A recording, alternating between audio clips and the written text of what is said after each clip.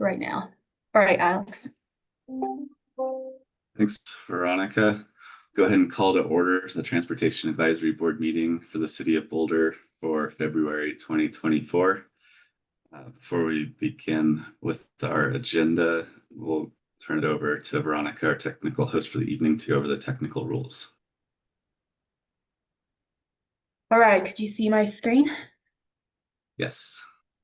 Well, we're pleased to have you join us today to strike a balance between meaningful, transparent engagement and online security. The following rules will be applied. This meeting has been called to conduct the business of the City of Boulder. Activities that disrupt, delay, or otherwise interfere with the meeting are prohibited. The time to speak is limited to 3 minutes. No person shall speak except when recognized by myself, and no person shall speak for longer than the time allotted. Each person shall register to speak at the meeting using the person's real name.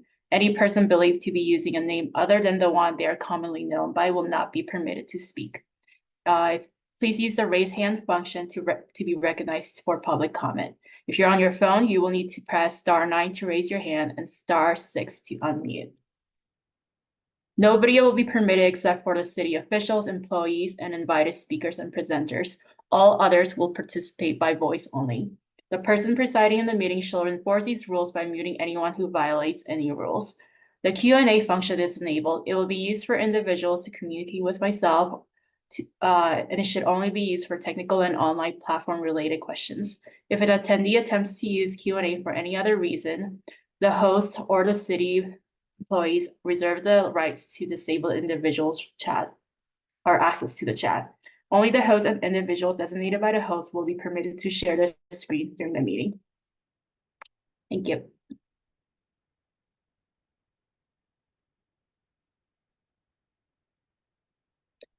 Alex, you are currently muted. Thank you. Thanks, Veronica.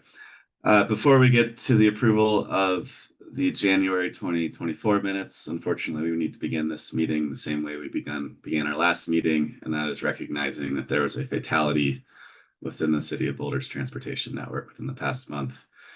Fantasy Alejandro, a 24-year-old woman from Denver, died at the intersection of 30th and the Diagonal, the intersection of a CAN corridor and a corridor that was recently rebuilt.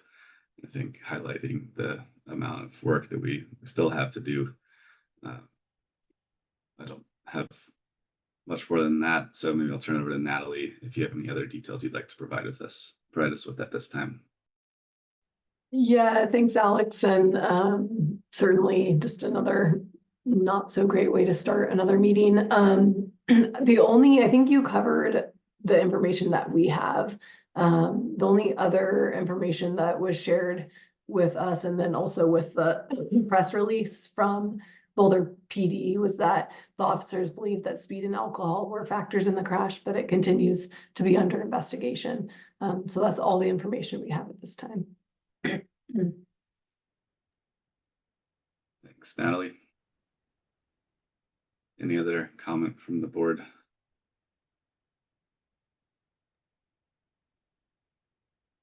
Please, Stila. Yeah, so I know that it's not data it's not reflected necessarily in our last Safe Streets report necessarily. It seemed that most of our fatalities were trending on elderly people, but this is also a youngish driver, and that has just anecdotally been a factor in a lot of our Boulder's fatalities in the last several years. Of course, speed is always, well, not always, but almost always an element of these fatal crashes. We're, of course, at the end of the meeting going to be talking about stuff, but some of them, one of the ideas that I've shared with the board and with Natalie and Natalie shared with other staff is sort of an idea for speed reduction following a fatal crash. And so I think I will be in particular coming back to this board in future months with sort of more refined thinking about how we might choose to respond to fatal crashes. A lot of systems thinking and sort of Vision Zero planning is rightly trying to minimize the effects of a crash and to minimize sort of the severity of a crash when they happen. I think that as a country, we ought to be doing more on crash prevention, really, instead of just making sure people survive them, but actually trying to prevent them. But I think another big sore spot in Boulder is not unlike many other cities of US cities of this size. We tend to have a blind spot about how frequently this happens. And by we, I don't actually mean people on this call. I think the we are unusually aware of the frequency and severity of these. But I think as a community, one of the things that's getting in the way of a more robust and swift response is the lack of awareness of a problem. And Ms. Alejandra's family is definitely aware that this is a problem. This affects these families consistently and for the rest of their lives in very dramatic ways. So I will continue rowing along with you, grabbing an oar and rowing as well as I can in the right direction. But it does feel like we need to be doing something new and different.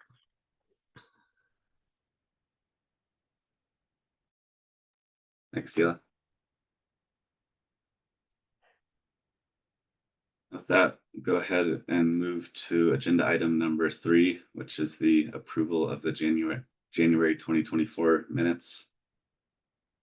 Were there any requested edits, Tila? I have a very minor edit in the discussion about the development at the end of Moorhead, where Moorhead meets, is it Baseline? I just had mentioned that there was precedent for TAB being consulted in the sort of concept planning stages of development. So I just wanted it to be a little more clear in the meeting, in the minutes. It's not precedence, it's precedent. And that I was hoping for TAB involvement at the concept planning stage. That's my only edit. Thanks, Meredith. You all set? Thumbs up for Meredith. Sounds good to me. If there are no other requested edits, I'll welcome a motion to approve with the amendment. I move to approve the minutes as amended. I second. All those in favor? Unanimous with 3 votes. Thanks. Good job, Meredith. We'll now move to agenda item 4, which is public comment. Any member of the public wishing to address the Transportation Advisory Board on a transportation-related matter, please use the raise hand tool to do so now, and you'll have 3 minutes to address us. All right, Lynn, I am going to ask you to confirm you're able to speak. I'm here. Perfect. Can I see the timer, please? Yes, I will put the timer on my screen. Are you able to see it? Yes, thank you. No. My concern here with Virginia, is it the 90-year-old? Okay, it's an area right by where I am. Alpine Balsam is going in there. There are going to be more and more pedestrians in that area in the near future. And the real issue here too is urban planning and prevention. And I really like your bringing up the prevention issue, Tila, because we've got already a plan that's kind of bad. We've got a huge, I call it North Boulder Highway, North Broadway Highway. Everyone's going back up to North Broadway. It's a sprawl area up there. It's a long crawl up there, and so there's speeding involved also. There's more and more people, so there's more and more congestion and more alternate modes and pedestrians in the central area, which is where Virginia got hit. So I would say that TAB needs to be on board with planning board when they're making a decision like they did recently for Peacock Place on a floodplain, which is why the guy wanted to get annexed, because his well went bad during the flood. So they're building a development there for the common good of the folks of Boulder. I don't think so. It's another sprawlish situation. All the people in that community are going to be driving cars, just like they are out to Waterview, now called Weather Vane, on 58th and Arapahoe. They're all going to be, you know, in the rare cases when they can be on the bus, they're mostly going to be driving because there are bigger units there. There's families. You need to drop off kids and stuff. And that's going to be a big disaster also. So it has so much to do with planning. And the thing is, you're the ones who are stuck with the problem. So it's almost, it would be frustrating to me. I'd say, I want to quit because there's nothing I can do. I'm just part of the system. I'm effectively enabling it by finding better ways to do things, maybe making left turns that are appropriate, that work better, but still the traffic's going to be faster. There's going to be more desperation for people to get across town with more people, you know, because it's just going to go slower. It's more congested. And this is happening all over Boulder. And it doesn't matter if you've got a place at 2206 Pearl and they're saying, oh, we're giving you a parking reduction since, you know, you're not going to have cars there. Well, they're going to be using cars like crazy because people use cars in Boulder. And Thanks, Lynn. they're getting their mountain gear from a storage. Thanks for speaking to us tonight. It looks like we have one other person, Lisa White. I'm gonna ask you to confirm you're able to unmute yourself. Hello, Yes. can you hear me? Yes. Great. Hi, yeah, my name is Lisa White and I live in Central Boulder near the 23rd Street, Green Street.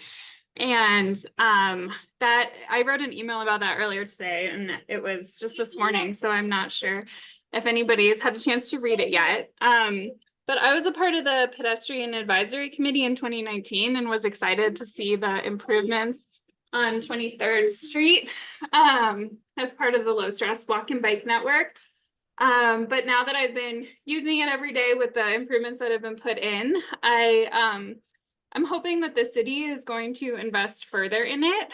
When I use that route, I just feel like an afterthought, like crossing to the, sorry, my 1-year-old daughter is a little bit loud right now.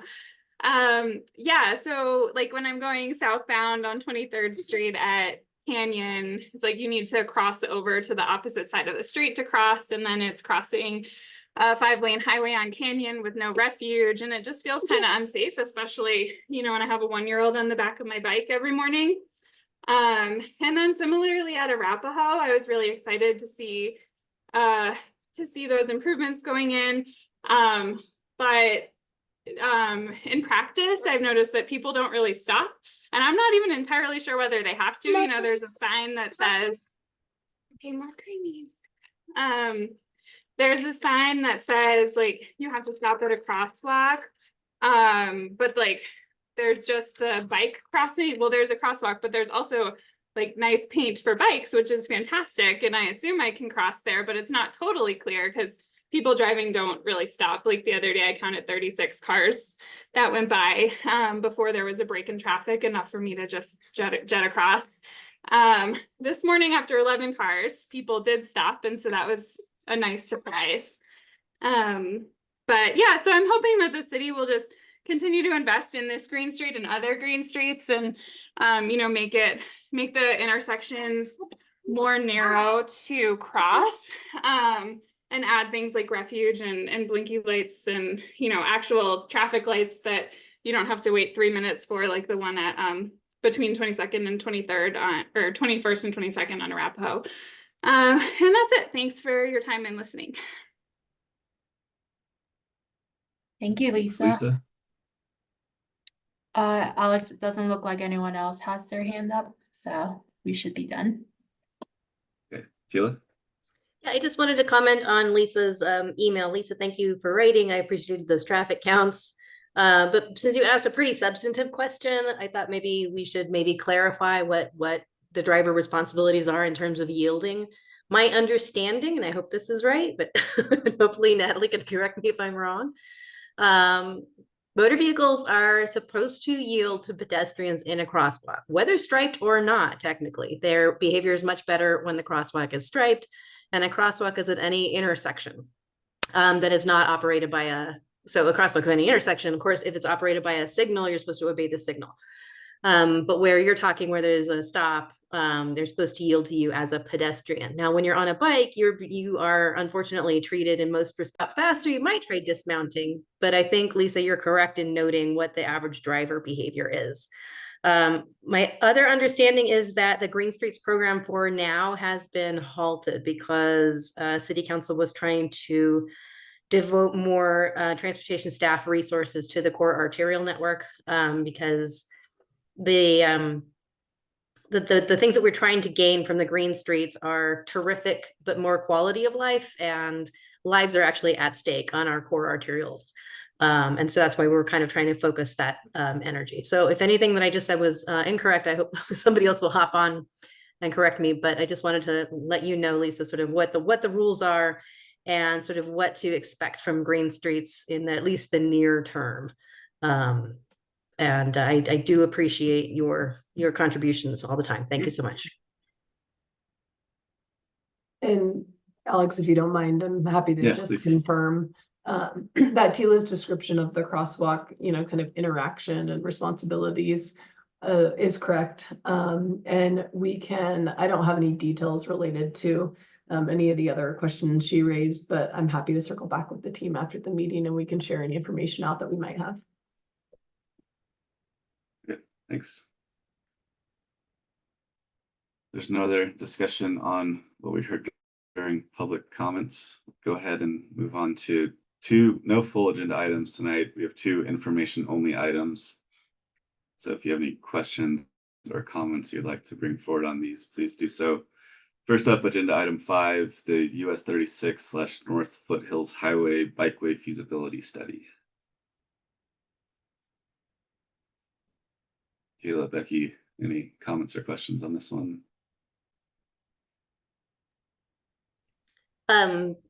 So I looked at I glanced at the report because it's like about 1,000 pages.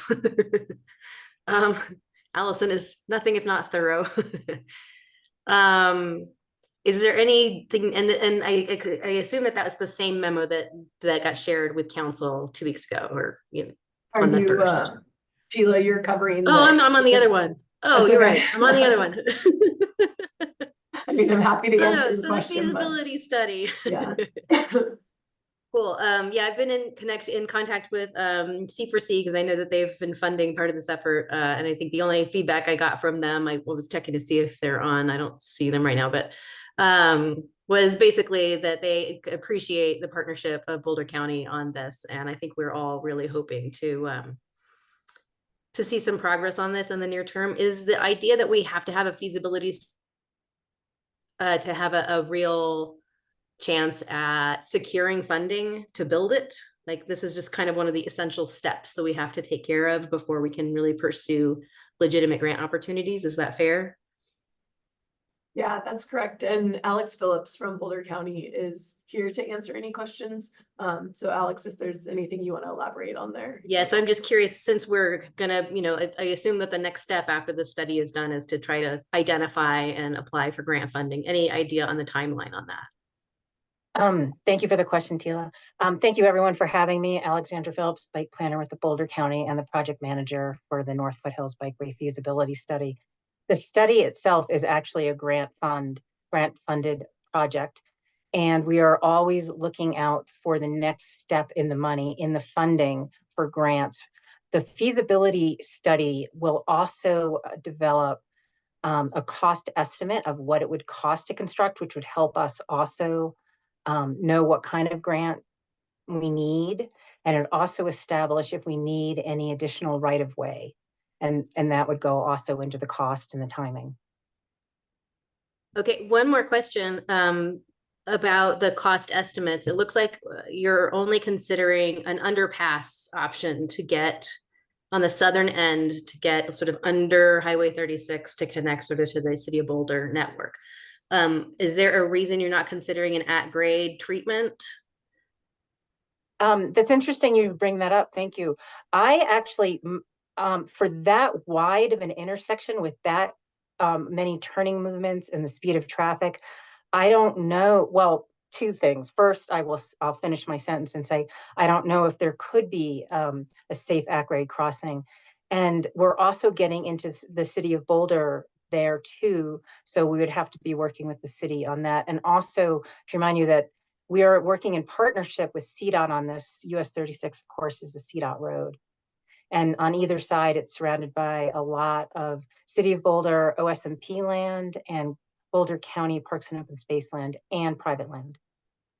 In addition to the city CDOT right of way. Right. Is the are the visual impacts a reason we wouldn't consider a bridge if you think an at-grade crossing wouldn't work? I think bridges are cheaper than tunnels. Bridges can be simpler than tunnels, especially Yeah. if you don't have to deal with drainage. And it's interesting that you would bring that up because it's something we've been looking at since the beginning of doing the design for 119. Where I guess what I will say to that is we are at this is a feasibility study, and it's really just looking at the main alignment, and a lot of your questions I don't think can be answered until the next phase of the design, but they're all very important questions. Okay, so in terms of whether it's at grade, like with a signal head or a bridge or an underpass, are we saying that would just be such a small portion of the overall project that it's not worth kind of parsing out those options at this point? I wouldn't say that it's a small portion at all. It's actually they're expensive. And that's kind of why we're more focusing on what we can do to make what we're calling the main line happen along the road. It's 11 miles between where you leave the city of Boulder and get to Highway 66. And within that 11 miles, about 5 miles of it is going to be pretty simple and within right of way, simple to design, relatively simple to build. But the remaining 6 are a bit more complicated. And so we're concentrating on that now and doing what we can on the connections, knowing that they have to happen, of course, to make a viable bikeway. And before I pass the mic, I do want to say a special thank you to Daniel Sheeter, who's been really helping us kind of thread the needle through all this and find the right alignment. Great, thank you. And thanks, Daniel. Thank you. Thanks, Alex. Any other comments or questions on the 36 bikeway? Not see any. Thanks for joining us tonight, Alex. And then our next information item is the airport community conversion status. And Teal, it sounded like you had something in mind on this one. Yeah, so I was trying to say, I assume this is the same memo that got communicated to council, and that there will be a second update no earlier than July, at which time council is going to be asked to choose between those 4 options. Is that fair to say? Yeah, so yes, that's a pretty good summary. We are looking at July at this point. We have it tentatively scheduled for council agenda in July. It will be highly dependent on, we submitted this information to the FAA and posed a few questions to them. And this was directly in response to a request from council to get FAA's perspective. And so we posed those questions. We expect it'll take at least 90 days to get a response from them. And that's really what's driving that timeline for when we would be able to go to council for a decision. So July hopefully is what we're looking at, but that's the point at which they'll have the information that they need to be able to just give us direction on next steps. Okay. So other than sort of assessing, I think it was like financials basically that council had asked for, and assessing how the FAA's response, is there any other work that's happening on staff's side to sort of prepare anything for council decision? No, it's the legal strategy we're working on, FAA's kind of just the dynamic with FAA and the financial analysis. Okay. And this isn't coming back to tab or planning board before then, is that right? That's my understanding at this point. There's definitely been a question from one member of planning board about whether or not this would come to planning board before it went to council for a decision. My understanding at this point is that that would not be the case, but it's possible that that could change. Okay, And if that were the case, if it were to go to planning board, we would probably bring it to Transportation Advisory Board, you know, at a minimum, for information right. similar to how we have today. Okay, thank you. Yep. Becky, do you have anything on this? Neither did I, which allows us to move on to agenda item 7, which is matters. First, matters from staff. Thank you, Alex. We have a couple agenda items from matters from staff tonight. Where the first agenda item will be the pavement management program update related to the mobility enhancements at Moorhead Avenue. And Valerie is going to kick us off on this item. And before that, did we want to do a quick Oh, introduction? yes. You're so kind the way you remind me. And we have our new transportation planning manager on staff with us finally. Yay! Stephen Reho comes from City and County of Denver most recently. He's with us here tonight, and we're super excited to have Stephen join our team. And you all, I'm sure, will have an opportunity to meet him very soon if you haven't already. Awesome. Welcome, Stephen. Look forward to working with you all. Thanks, Valerie.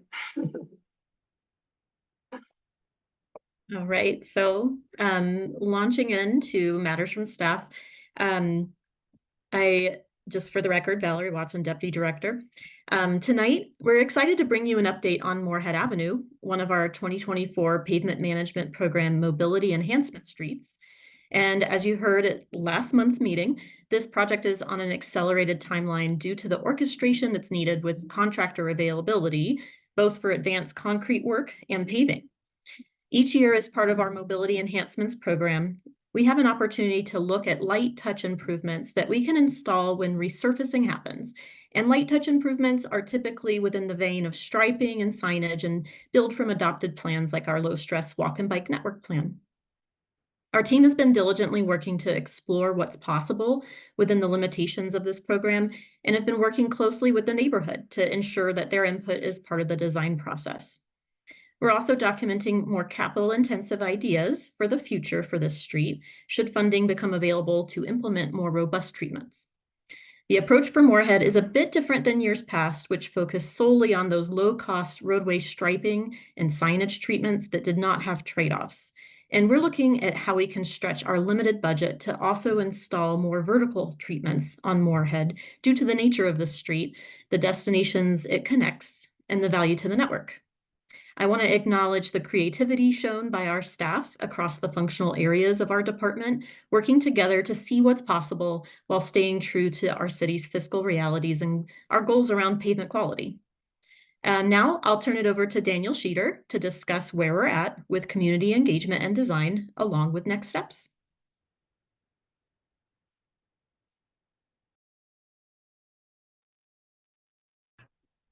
Thanks, Valerie. Good evening, TAB members. My name is Daniel Sheeter, Principal Transportation Planner in the Planning Division of Transportation and Mobility. Give me just a moment here to share my screen.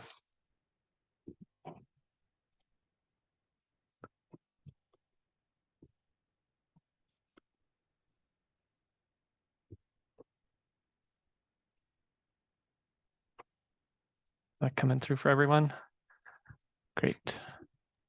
You're in presenter mode. I am in presenter mode. Okay.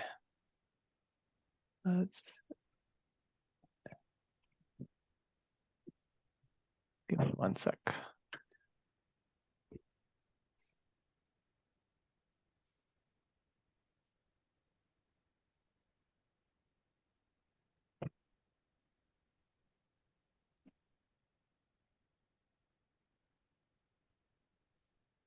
How about now? Perfect. Great, thank you. Okay, so here's a quick refresher of the limits for the project from Moorhead between 27th Way and Table Mesa Drive. The proposed mobility enhancements are coordinated with planned repaving as a cost-effective and efficient way to make the streets safer for people walking, biking, rolling, driving, and taking transit. Moorhead, as you all know, is a relatively long and straight corridor there between the ends of the limits from Table Mesa to 27th. I shared information about the project's advanced concrete work to repair sidewalks, curbs, and gutters, as well as ensure compliance with the Americans with Disabilities Act last month. These are two additional examples of that work. So on the left is a reconstructed driveway with a steeper ramp that preserves a level 3-foot pedestrian path of travel along the attached sidewalk. And on the right is a reconstructed curb ramp with an angled directional warning surface that aligns with the pedestrian path of travel. These are small details, but I just want to show them to highlight the work that the advanced concrete does to make, kind of subtle improvements to the existing sidewalks, curbs, and gutters out there.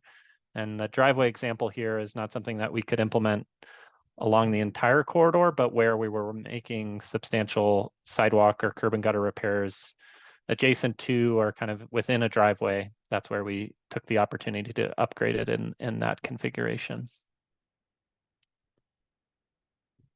Looking back to January again, staff hosted a corridor walk on January 6th with Martin Acres residents and people throughout the city who used the corridor. We had a good turnout. And we heard a desire for traffic calming and more comfortable bike lanes. Improved connections were also suggested at the north and south ends of the corridor. And finally, many shared concerns about limited visibility at driveways, pedestrian crossings, and bus stops due to the on-street parking on the east side of Moorhead.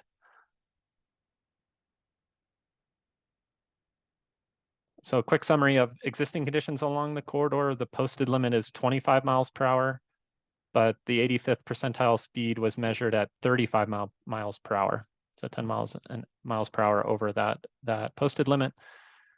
Bidirectional average daily traffic is about 3,000 vehicles and increases slightly from south as you move from south to north along the corridor. Moorhead is also a key connector for local and regional bike and scooter trips, connecting South Boulder and the US 36 bikeway to main campus and points north.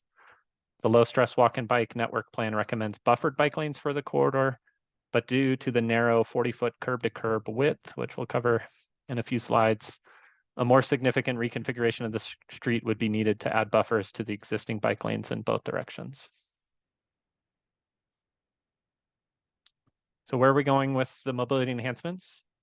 In response to what we heard from the community and the team's review of existing conditions along the corridor, as well as the available resources that we have in the program this year, we are recommending the following elements.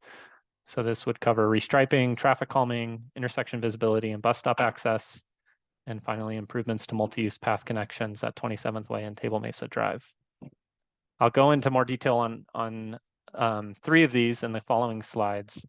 But to touch upon the intersection visibility and bus stop access, all elements are being coordinated with additional no parking anytime signage that's proposed to be installed at T intersections throughout the corridor in order to improve visibility at those intersections and the pedestrian crossings that accompany those intersections, as well as bus stop access for the RTD 204 route that travels along Moorhead.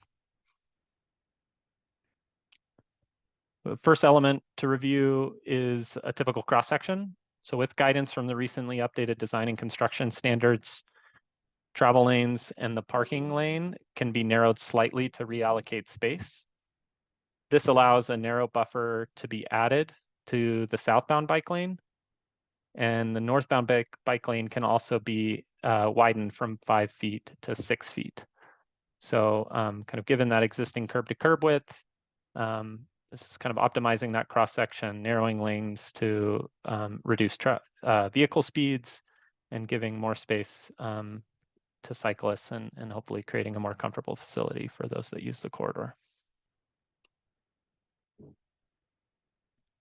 We're also considering some vertical elements and to calm traffic at priority crossing locations along the corridor. So this map is showing existing marked crosswalks in the kind of black circles, black outlines, and then kind of priority locations we're considering for traffic calming, which correspond with key crossing locations along the corridor.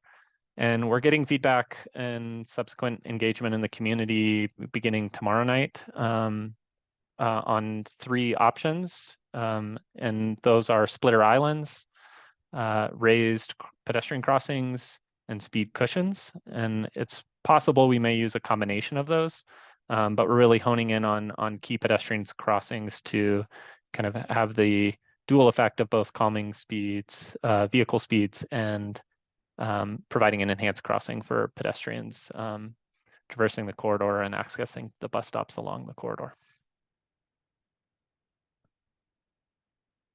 Onto the connections piece. So we're paying particular attention to the north and the south end where Moorhead meets Table Mesa and 27th Way.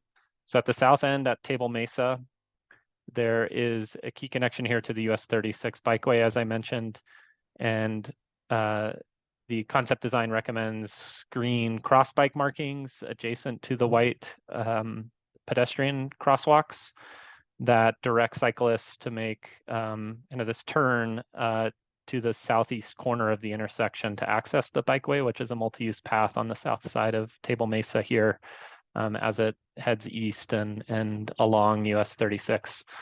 We're also able to fit in a painted southbound bike lane on the approach to the intersection, which does not exist today. Currently, bikes are mixed with traffic in a through right lane. Then at the north end, I think there's been a number of comments made here and also comments made on the development project that Tila mentioned earlier at 2700 Baseline. But this area at the north end where Moorhead meets 27th serves a variety of bike and scooter trips, both from the frontage road, which meets Moorhead just off of this image, just to the right, off to the right-hand side of this image, with connections to the Baseline Road and multi-use paths from that frontage road at the top of the figure there. And then there's a key underpass here of 27th Way along Skunk Creek, which connects a multi-use path to Broadway and then another grade separated crossing of Broadway to the west. And these connections are kind of illustrated with from that underpass to points north along kind of the east side of 27th Way up to Baseline. And then informally kind of using the parking lot connection to the frontage road and an underpass of the US 36 southbound on-ramp. And so those are major desire lines here from the underpass. But I want to highlight kind of 2 particularly challenging movements here that are also traversing this intersection. And one is for northbound cyclists on Moorhead who want to get to that underpass. And so today, it is not very intuitive to get there.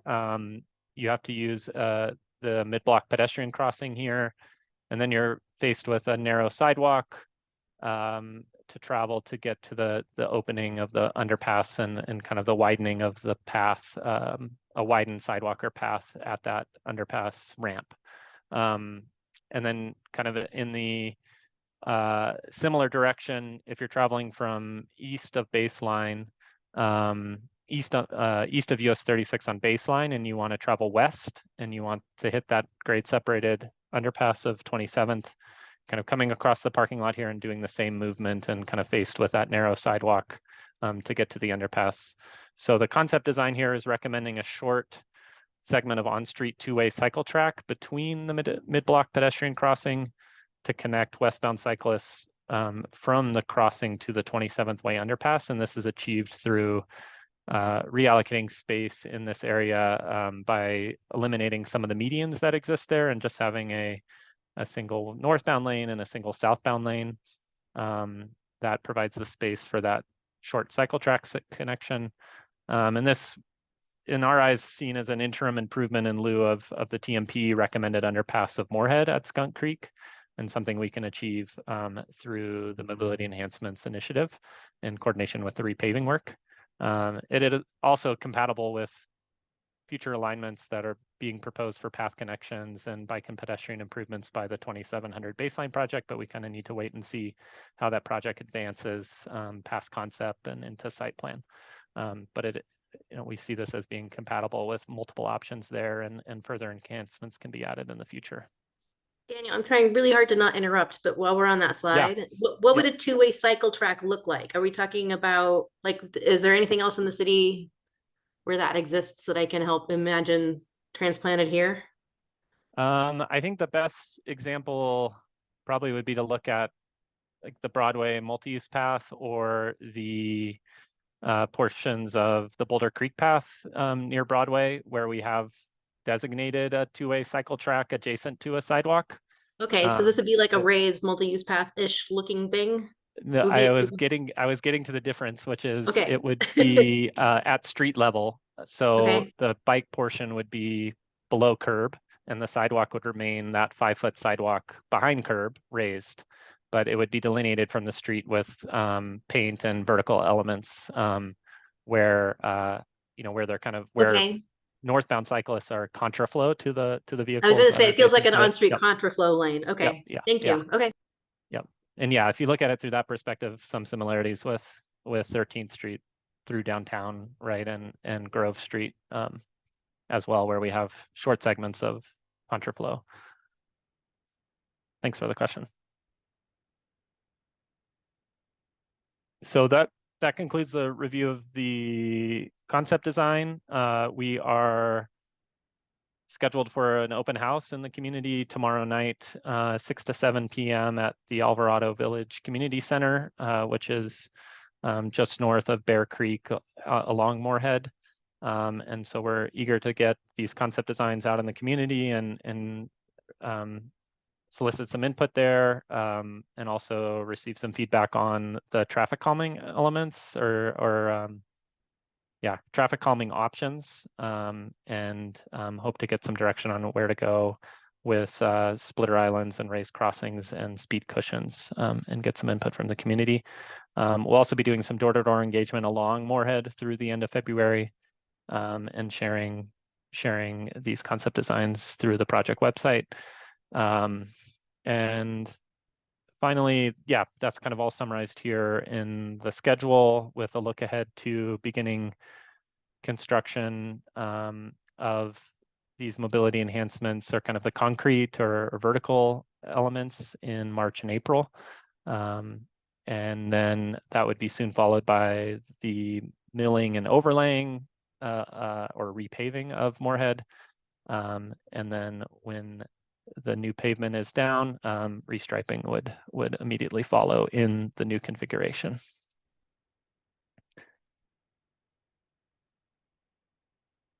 And that concludes the presentation. I think Garrett's here as well. If there are any detailed questions, or I'm happy to respond as well. And welcome your feedback or questions, I guess. Yeah. Sheila? Thank you. I had 2 comments on sort of your existing conditions slides. Of course, it's inherent in what follows, but you don't mention that there's a bus route on the road. As part of the existing conditions. And another existing condition I've encountered quite frequently on Moorhead is during trash pickup day. The side of the street that has no parking, that bike lane basically doubles as the place where residents are expected by the trash company to leave their trash cans and recycling and compost. And it renders the bike lane unusable for 1 day a week, pretty much. I was wondering if that has come up as part of your community engagement, if there were any bright ideas about that. Of course, on the other side of the street, people tend to use just the parking lane to put their trash, but it is a persistent and consistent problem on that street. And I was just wondering if there's any way to address that as part of this project. It is an ongoing challenge where we have kind of curbside adjacent bike lanes. This isn't limited just to Moorhead. I mean, I think from our perspective, we see the addition of the buffer and giving a little more space to that southbound lane, helping that the trash day or garbage day collection. And so I think that that is a benefit of the design. In addition to, we also have challenges with the current narrow bike lane of snow also having a hard time melting or melting out on that south side because it's more shaded Yeah. than the north side. So those are kind of two considerations. I think one thing we're fortunate of, and is that many, I don't have a count off the top of my head, but many of those properties on that side do have side street, kind of their front doors face the side street, and might be able to look into doing a little bit of education maybe around hopefully putting the trash receptacles on the side street where the properties face those side streets, if that makes Mhm. sense. Yeah. Because there are not too many driveways on that side fronting Moorhead because a lot of the access is from the side street. So we can look into that a little bit more, but it is challenging with the narrow curb to curb to kind of dedicate space directly to that. Okay. I was wondering if homeowners might be encouraged if they have to use the Moorhead for their trash receptacles to use the buffer instead of the bike lane. Would be a Yeah. trash protected parking, a trash protected bike lane for 1 day a week. Yeah, we Um, could. Yeah, we need to look at that a little more closely. I mean, Sure, I I don't know mean, if the they- buffer would be quite wide enough for that, and yeah, I need to look at that more, and maybe something we could reach out to Western Mhm. Western Disposal about. But yeah, thank you. Okay, what's a splitter island? Yeah, I didn't have I should have had an example photo in the presentation of that, but these are essentially kind of a concrete median island in the center of the street that Right. provides some deflection for the vehicle lanes. So they kind of a chicane effect. So they need to go around the median island. The most recent example in the city is on 26th Street. So there are some there's kind of a gateway splitter island at the south end, just north of Calmia, and Okay. an additional one at the north end, just south of J, implemented as Okay. part of the NSMP project there. Okay, so you had said that they would be at key crossings is what the slide said, but it Mhm. sounds like it would be maybe on either side of a key crossing. Correct. Yeah. Okay, Yes. so a very hardened center line. Yes. Yeah. Okay, then your picture of the crossing at Table Mesa and Moorhead with the enhanced cyclist striping. It looks like you're anticipating cyclists to do a 2-stage left-hand turn, cross one direction first and then wait for the signal to cross the other direction, which is a perfectly fine and legal way to do it. Many of the cautious cyclists do. But a good number of, more comfortable and vehicular kind of style cyclists just to take the left-hand turn lane. So Mhm.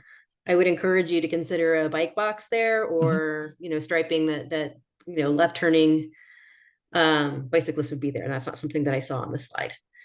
And then Yeah, we can finally at the certainly look at that. That's a good suggestion. yeah. And finally, looking at the beginning of your concept design about where cyclists are going and coming from and the routing, I feel like that whole thing is a little too zoomed in because there is definitely some use of that. Not quite an access road, the little frontage The road frontage along, road. Yeah. along the entrance of and so people get to that frontage road on north, south, east, west on on the east side, Mhm. kind of coming off of Moorhead before, so there's an intersection that's maybe just right at the edge of the slide or right before. So a lot of people are coming in and out and accessing the frontage road that way. Mhm. And also there's a fair number of cyclists that are turning right on 27th Way instead of crossing onto the sidewalk or multi-use path or whatever it is, but they're continuing to use the roadway and to make a left-hand turn onto Moorhead from the middle of the street. Southbound on 27th to Moorhead. Yes, and I Okay. recognize this is outside the bounds of where you're talking about, but Mhm. just consider that because we're talking about the cycle track and access and shunting people around and over. Just consider there's a fair number of cyclists that are at that just for that very brief section of roadway back in the road, having come off of the Broadway multi-use path or coming from the Basemar shopping area.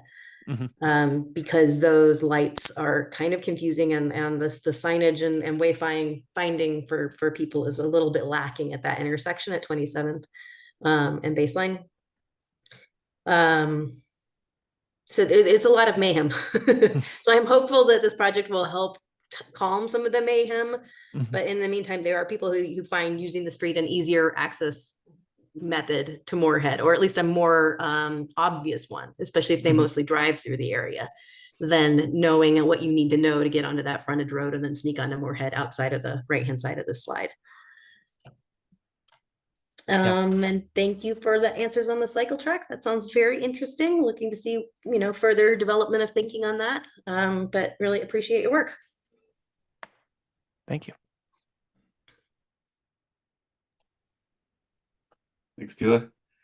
Yeah, Dana, this is very impressive. I think these are very cost-effective treatments, and it'll help activate this corridor that, as you mentioned, is a pretty long stretch of relatively comfortable roadway, and hopefully with the lower speeds will be even more so. And I like the attention to the connections at either end of it, tying into the broader network. I'm sure you mentioned this, but what are the extents of this cycle track segment? Is it from the east crosswalk to the underpass entrance, or is it all the way to 27th Way? Yeah, good question. So it's a little hard to see here, and maybe I can, if I dare to zoom in a little bit, you can see that layout in the striping concept here. So it would just be a short segment from the mid-block crossing to the ramp to the underpass. So it would not continue all the way to 27th, but we would preserve the kind of eastbound or southbound bike lane. Tila, to your point just a moment ago, that's existing today, but also serves kind of those trips starting from 27th or maybe coming southbound on 27th and accessing Moorhead. So it really is just between this driveway and the underpass ramp, access ramp. Cool. Yeah, zooming in helped a lot there. And then in the hatched out buffer area, would there be any vertical elements like flex posts or curbs? Still to be determined, but yeah, we're looking at vertical elements there, particularly in the transition, in the transition as the southbound vehicle lane kind of bends out around to create the space for the cycle track. Okay, awesome. So kind of where my cursor is here, but there's nothing denoting that on the figure. Gotcha. Becky, anything on Moorhead? Thanks. Yeah, thank you for this overview, and definitely looking forward to all of these improvements. I'll note that I guess in my highest aspirations, I think this would ideally have protected bike lanes, because biking between the bus and all those parked cars with so many driveways is not nice. And especially because it is often parked up, so you can't see the driveways very easily. So there's just like sight issue. And I actually used to live on this street, and I didn't bike on it. I took the bus primarily, but I also ran on it a lot. And the sidewalks, I don't know, but I just remember them feeling narrow, like feeling kind of squeezed. I think it's partly because it's really parked up on one, like you're between the parked cars, and often you're between like plants coming out on the other side. And then you have like the sidewalk kind of coming, the cuts for the driveways. And I remember that feeling of like running on it, feeling just tight. I don't know if it's different than other sidewalks, and I just, I don't know, but, or maybe because it is so heavily parked up, which I understand makes it harder to then make bigger changes to the street if people are heavily using it for parking. So anyway, I didn't expect that kind of treatment because it's not in any of our plans to my knowledge. So I didn't expect it, but just wanted to register my feedback. I think, when we're thinking about big picture, like big mode shift over time, getting to those aspirational projects where we can say that, we're going to use the space for really prioritizing other modes. I think once we get there, then we'll really see more of the big shift. And until we get there, we won't see those really big shifts. So not a critique, just you know, kind of my hopes and dreams for the future that I'm voicing here. So, Yeah, thanks for that, but thank Becky. you for all your work on this. I Thank you. think Becky and Dan were both like not here yet when we had the conversation. Alex probably remembers with Mark McIntyre wanting to turn this into just a bus, you know, bus and and bike route and not allowing through traffic by motor vehicles, just having diverters every so often. I think it would be lovely, but that's not within the PMP budget. But you're not the only one who wants to see something like that, Becky. I think Valerie Yeah, mentioned agreed. also in her comments. Oh, sorry, Alex. No, go ahead. I was just going to add, I think Valerie mentioned in her comments, but one thing we will do as a kind of closeout for the project is document longer term ideas that we're hearing from the community and that we've also identified through our work along the corridor. So hope to have an input there to future efforts as a result of that. Great, Awesome. And thank hopefully you. with CU South build out, that might make it more urgent and something larger than just a PMP project. Thanks, Daniel. This is exciting stuff. Thank you. Nice job, Daniel. Thank Natalie. you. Yes, our next item under matters from staff is an update on Vision Zero Action Plan work item related to the pedestrian crossing treatment installation guidelines, and Devin is here to give us an update. Thank you, Natalie. Let me pull up my presentation. Before I do, my name is Devin Jocelyn. I'm the city's principal traffic engineer.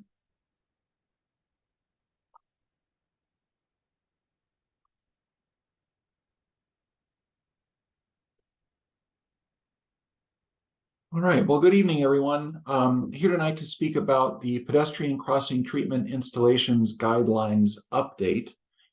Since that is such a mouthful, I will likely use the abbreviation PICTIG throughout this presentation when I'm referring to that document. But I just want to share some excitement around this work effort and really just acknowledge the trajectory we've been on so far to get to this point. You'll recall that last year we updated the Vision Zero Action Plan, and out of that plan were a number of actions, and really the primary focus for this year is to focus on updates to some of our existing guidelines and practices, this being one of them. And really here we are early in the year and already underway on this project, getting it started off. So I'm going to be talking mostly tonight about the PICTIG update and our process for engaging with TAB throughout that. And one of the things that I'll be asking for at the end is for you to select a TAB representative, an alternate to be part of a stakeholder group. So please keep that in mind as I'm going through the presentation tonight. But I also, just before I dive into this further, want to remind you that there's this other effort that was born from the Vision Zero Action Plan this year, and that is to take a closer look at our signal timing practices, the way we determine where we put in leading pedestrian intervals, how we do left turn phasing, and how we determine where we put no right turn on red restrictions. So it's our hope that we can keep some continuity among stakeholders who are involved in that, and would ask that you kindly consider kind of combining efforts on those and identifying people who could serve to help with both this PICTIG update as well as the signal timing practices update. So with that, I'll give just a little more detail on the PICTIG update and our approach for that project. I'll go through the background, purpose, and goals, some of the budget and funding, and then the scope, schedule, next steps, and that action request that I mentioned. So again, just the background, really within the Vision Zero Action Plan, it was noted that some of our more serious injury and fatal crash types are those that include pedestrians that get hit while crossing the street. And as one way to address that, it was recommended that we update our pedestrian crossing treatment installation guidelines. That's really one of the many ways that the city is looking to enhance safety for all roadway users as a result of the action plan over the next 5 years. And the specific action within the plan was action 6. And it said quite plainly, update the PICTIG. But then there was a second component to that that said document relevant highway safety improvement program information for existing marked crosswalk locations that no longer meet the guidelines. And this has to do with kind of reviewing crosswalks across the system and comparing them to the updated guidelines and noting where enhancements might be necessary, whether because of an apparent crash pattern or just because of a change in the guidelines themselves, recommending that a crosswalk be enhanced. And just keep in mind again that this is just one piece of the overall Vision Zero puzzle, but it is an important one, with each contributing and overlapping with each other, all working together to eliminate serious injury and fatal crashes. The historical context, some of you might be aware of this, but really they go back quite a ways within the city of Boulder. We had a set of guidelines that goes back and was first developed in 1996. But the document that we're talking about updating is one that was published in 2011. And we realized that since that time, there's been some new research within the field of kind of studying pedestrian crossings and compliance. And we want to make sure that we're reviewing the national best practices and research that are currently available, and really looking to align with align with those latest context-sensitive approaches. The goals of this effort are to improve the consistency and methodology of the design and application of pedestrian crossing treatments. And we really want to, again, just keep in mind that this would be something we use citywide and apply consistently and in a transparent way when we get requests from community members, or when we are going back and reviewing whether an existing crossing is appropriate or not.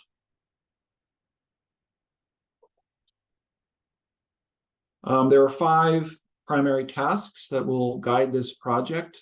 They're shown here on the slide: stakeholder engagement, a best practices review, a pedestrian crossing treatment application selection and methodology, the guidelines update itself, and then formulating recommendations as a result of applying the new guidelines across the city. And keep in mind again that the basis for the action plan and really the overall approach of it is to focus first on reviewing the high-risk network and then moving to other streets within the city. And we would plan to apply that same approach here with the application of the updated PICTIG. So this takes a little bit deeper dive into each of those tasks. Essentially, we want to review the best practices that are currently described by Federal Highway Administration, NACTO, as well as the recently published MUTCD 11th edition. We'll take what we've learned and through our conversations with stakeholder groups, develop a set of guidelines tailored for Boulder. And then we will then take that tailored methodology along with how it was developed and create a draft set of guidelines. And staff will use this document to review critical locations and develop recommendations for any pedestrian crossing treatment changes. In terms of stakeholder engagement, there are 3 primary components that we see as stakeholder engagement for this project. The first being touch points with you, the Transportation Advisory Board. The second is a focused stakeholder group. And the third is a project website. You can see kind of the basis for each of those outlined on the slide here. We anticipate that the community stakeholder group would be many of the same participants that we have working currently on the speed limit setting and signing project. And that includes members from Transportation Advisory Board, Community Cycles, Center for People with Disabilities, as well as Boulder Transportation Connections.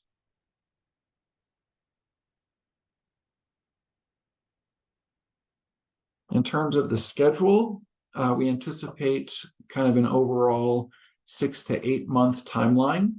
The stakeholder engagement will ramp up here in a month or so once spring comes around, and we anticipate that being ongoing really through the summer as we're looking to wrap up the project kind of early to mid-fall timeframe.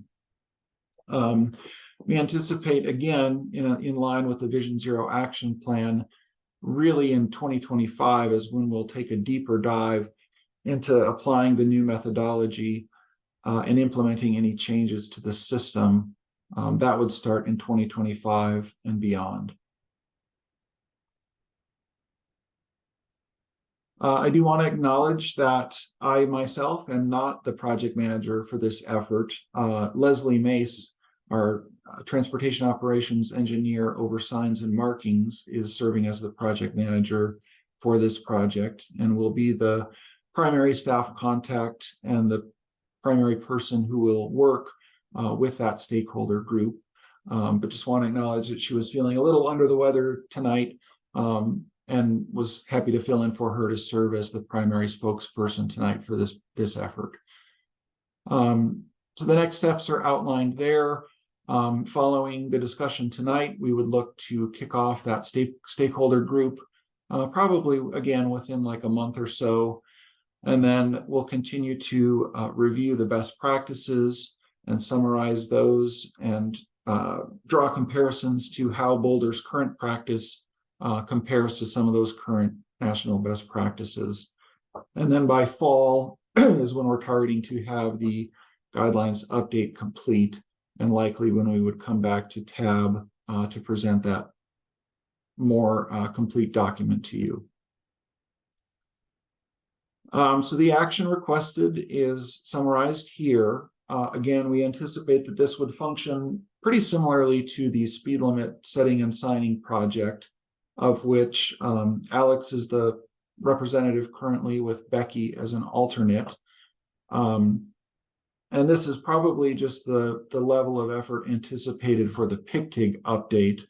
And you could anticipate that for the signal timing practices update, it would likely be a similar level of effort. So in a sense, asking you to kind of commit to double what's shown here on the slide. So somewhere on the order of 4 to 6 meetings that would be either virtually or in person, and then some homework such as reviewing national best practices and overall methodologies that are developed that would range maybe from 4 to 8 hours. So that is what I have tonight, and open to your comments and helping guide the discussion as needed. Thanks, Devin. These come up a lot when community members have questions or ideas with crossing, so excited to see that these are going to be revisited. Do you have a sense of when the first meeting is going to be taking place? Which month? Yeah, that's a great question, Alex. I think we're probably at least a month or 2 out from the first meeting. Okay, would it work since my term is coming to an end and there are only 2 candidates here tonight? Would it be okay with you if we delayed 1 month to have a attorney here for the conversation? Yeah, I'll defer to Natalie on procedure. Yeah, we thought that might be the case. We weren't sure if she was going to join the conversation by now. So yeah, I think we can figure out either offline or in the intervening time. If we need to get a meeting scheduled, then we can certainly just figure that out offline. Okay, yeah, let me know if there's a more pressing scheduling need. I can touch base with Trini in the meanwhile to make sure that she's aware of this, and then we can maybe revisit this at the next meeting if it's time to meet as for the group, or maybe even another month when there'd be all 5 future members here to sort through all the appointments. Sounds good. We'll stay in touch on this. Okay. Thanks, Devin. And Yeah, Yeah, thank meet you. somebody soon. Deal it.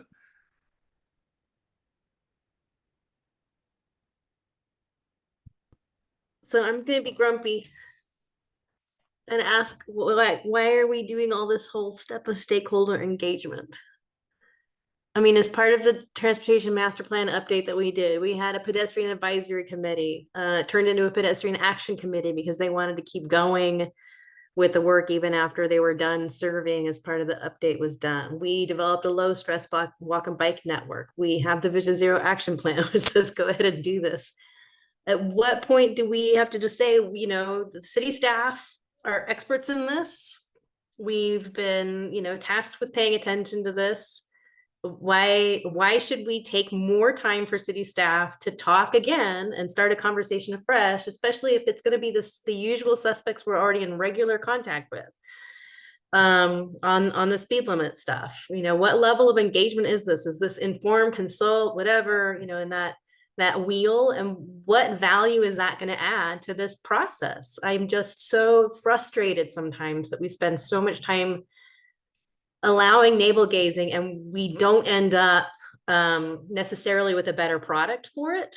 And we don't end up avoiding criticism from the uninformed, underinformed, too late to the table people who are just going to complain anyway. What is stopping us from being enlightened despots here and letting Natalie and her staff say, here's what we're going to do. We've got the best practices. This is our plan. We're going to inform the whole community at once. so is that directed, would you like me to respond? Okay.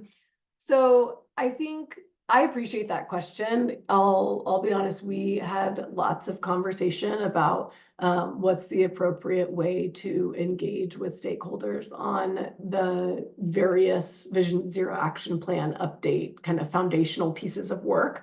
And, you know, from my perspective, I think we hear oftentimes, even from, you know, folks that we regularly talk to in the community, that they want more opportunity to either be informed or consulted when we're doing work like this. And this is pretty foundational work because so many of our decisions that we then make, right, going forward day to day, are driven by the guidelines and the practices that we put in place. And so I think it's important that absolutely we be clear about what we're, you know, doing with engagement with the stakeholder team. And there will be an opportunity to consult and to provide some input.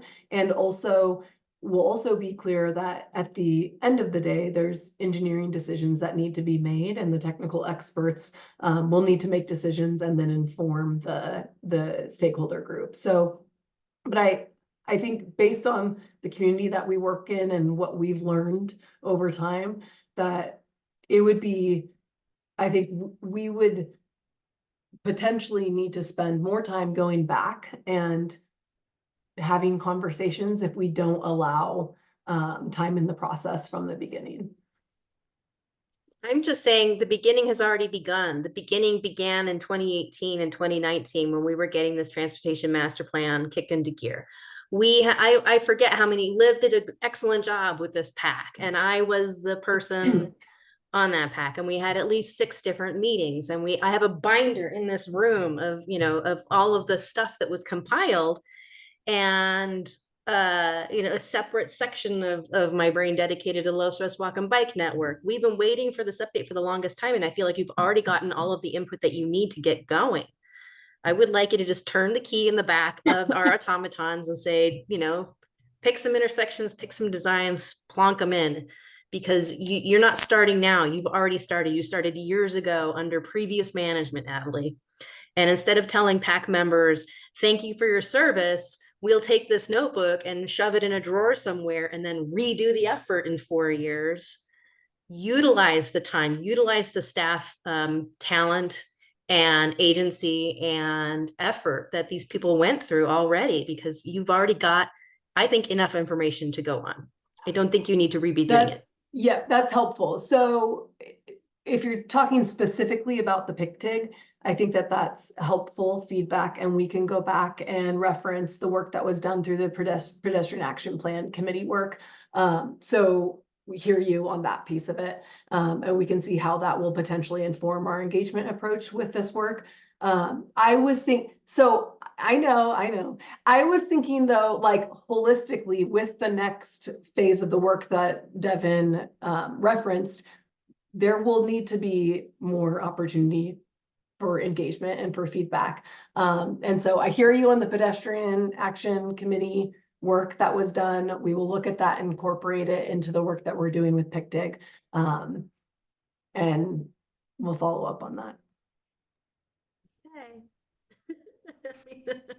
I've been frustrated with this for years, like, you know, about how slowly some of these processes unfold. And I still have never, I'm keeping my ears out. I have never heard a good articulation about when we decide whether or not to pursue community engagement and at what level that is. You know, for all of that consultant work that happened years ago about engaging the community in conversation and decision making, it's still so squishy. And, you know, this seems to me like an excellent time to just whip out the inform level and, you know, and say, here's what we're planning to do. Let us know what you think. We're all ears before we start painting this stuff. But start there. All right, I'm done. All right, that's helpful. That's helpful feedback, and we'll talk about it. Thanks. Becky? Thanks. Yeah, this is actually just a kind of calling it a tangent related to working groups and assigning people to working groups. I'm wondering if is there a reason that working group, whenever there's kind of one of these working groups, that has to be a TAB member fulfilling it versus other members of the community? So is the question for, like, with this example, with the stakeholder working group, will there be other members from community as part of it? Is that what you're asking? No, I know more because there are a variety of these different kinds of working groups that come up for different, like there's the South Boulder Road one, and there's an airport one, and the Boulder Junction one, and others. And for me, I mean, I really appreciate the opportunity, but I haven't been able to attend any of the meetings because they mostly conflict with work for me. And I'm just wondering, both because it can be hard to do TAB meetings and working group meetings, but also just because of this desire for involvement from more community members to some extent. Is there like any reason why that kind of designated person couldn't, like, has to be a TAB person versus another pool of people, for instance, people who want to be on TAB but maybe aren't selected but could be available for a working group participation slot? I'm just wondering if anything like that is possible, or if there's a reason that's not. Yeah, I think one of our intentions around having a TAB member is that they're a conduit, you know, to provide information back to the board and then vice versa, right? So, and also we have other, you know, members of the working groups or stakeholder groups. And so potentially there's an opportunity to have somebody who would like to be on TAB, you know, couldn't be on TAB, but wants to get involved in these types of things. I think there's opportunity for that, you know, in probably select ways, because we can't have 20 people on a working group. But yeah, I think that's something, like, if that's something you want to follow up on, if you have somebody in mind, feel free to reach out to me and we can definitely have that conversation. Thank you. Thanks. Building off of Tila's thoughts, I know a common frustration, I think, with PICTIG is that it's people either want an upgraded crossing somewhere, and often it's not possible because there aren't the pedestrian volumes, or it's too close to a signal. And the document is very rooted in engineering judgment and data, and asking people what they think and feel is probably going to run counter to the engineering judgment and data. So I think how I think you need to be mindful about the expectations going in, and it won't just be, we're gonna have the community set engineering standards, but it's gonna need to be engineering standards that the community is reacting to. Yeah, well said, Alex. I think the way I tried to ask that was like, what's the value added to this that we would get out of that? And I think we've gotten the value. I don't think there's going to be anything surprising that comes out of the stakeholder groups. You know, I walk on Bleda and I cross 9th Street and cars never stop. Like, you're just going to hear that. Okay, go fix it. You guys are the experts. We hear you. All right. Thank you, Devin and Natalie. Thanks for entertaining those questions and thoughts. Any other matters from staff this evening? That's all we have. Thank you. Thank you. Now we'll move on to matters from the board. Our main thing tonight are to discuss items that might be included in the city council letter. And Becky, and you've been working on this for many months. Appreciate you keeping us informed as you flesh out the concept of parking reform and touch base with community members and council members. And Tila, thanks for forwarding the white paper on reactions to fatalities within our transportation network. I didn't email anything, but I'll talk about CAN. Surprise, surprise. Either of you want to go first on either your items or the letter overall?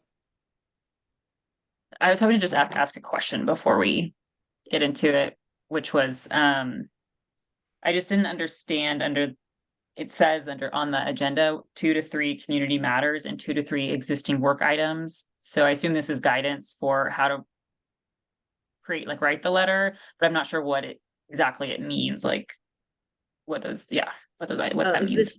Is this guidance that city council gave? I think Alex and Becky and I can just go off mute and just have a conversation here. I think this is just kind of our thing right now. Yeah, I don't just those 2 bullet points. I just didn't know. I don't know what counts as a community matter and Right. an existing work item and what that means as far as what we're supposed to. I second your question. Yeah, I just pulled up the email that Meredith sent us a week ago. Council invites you to share the top 2 to 3 community issues or opportunities on your mind and or the top 2 to 3 items on your group's existing work plan for council's awareness ahead of their annual retreat. Okay. Mhm. So Natalie gave us a little bit of a rundown last month on the work plan. I can't find my notes from then, but I'm relying on the minutes because they're great. And I kind of had the sense, like, having done this a few times, there's no better exercise in futility the tab does than to try to come up with its own bright idea and impose something on staff that is not on their work plan or can't reasonably be shoehorned into something. Because these things it's like trying to introduce a budget item, the year that things are spent, and we've actually been budgeting for 4 years. So I would appreciate, just as usual, kind of thinking about what's already on staff's work plan and what we can, I think, hope to highlight as areas of opportunity for council to emphasize, prioritize, or put their thumb on the scale while you're already thinking about signal policy. Please, affirmatively consider right turns on red. Banning right turns on red and, making all left turns in a central business district protected only, that kind of thing, like that kind of thing, asking staff to think about while they're already going to be doing some work. I think we're fortunate to have someone as sort of blunt as Natalie, who will tell us yes, no, possible, not, without a whole lot of double speak, because I remember at previous retreats when I was quite new to TAB having impossible goals on our whiteboard at our retreat that we wanted council to look at, and there was zero chance it was going to happen. And so if we're going to be, useful in terms of trying to point people in the right direction, we have to at least be mindful of where the arrow is already flying. So in that respect, I think we're probably all three on board with CAN remaining an ultra priority, right? Proceeding due pace. And I think Becky's draft letter highlighted that. She and I have discussed it. I don't know that an ordinance is either advisable or possible for a year or two work plan item. Becky, I don't want to put words in your mouth, but the gist that I got was that she wanted, and I entirely agree with this perspective, to make certain elements of a design on all arterial roadways in the CAN network to include certain minimum sort of standards for pedestrians, for cyclists and micromobility, for transit, where we have transit lines. Is there anyone on CAN that doesn't have? No, they all have transit. And I really appreciate that perspective. I think for too long we've been too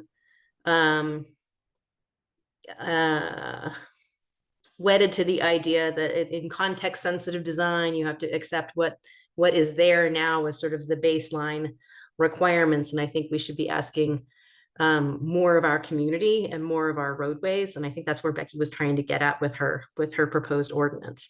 So to some extent, I think we should reiterate the necessity of keeping CAN as a high priority item, and bearing in mind, council doesn't direct staff, but council identifies sort of what's important and what they want staff to focus on. So without being too prescriptive, I think there's a lot of room for us to craft something that says keep CAN at the top of the radar, because it's multi-year effort and it's frustrating, but we still mean it. This is the third year in a row we will have been raising it, so that's great. And then same for sort of signal policy and crossing treatments. Like I mentioned, like if I understand staff is already going to be doing, looking at that signal policy document, and it's basically just current practices is where it's at now. It's not really, it doesn't really have much policy considerations. The document's pretty thorough about the trade-offs of different decisions and different types of environments for how you have the signals operate. But if we want them to be, if we would like council to urge staff to consider no right on red or protective left turn phasing, either citywide or in certain very congested areas or time of day kind of things, I think that's an appropriately high level enough thing and still sort of meshes with what's already on staff's work plan to include.